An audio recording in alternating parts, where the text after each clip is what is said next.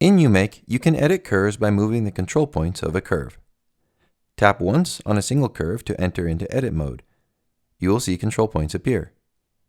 To edit more than one curve, select multiple curves and then select Edit from the side menu. The selected curves will go into edit mode.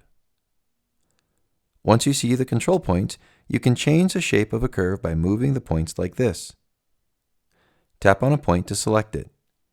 You can then drag a point or use the arrows to move the point along specific axes. As you move the points, the curve will change.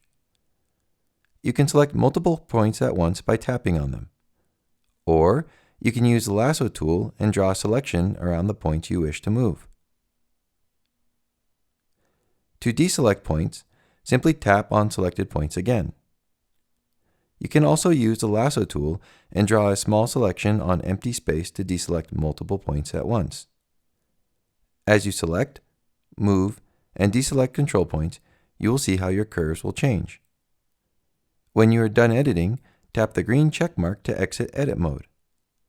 Take some time to try editing curves to get a feel for how you can change a curve's shape with ease.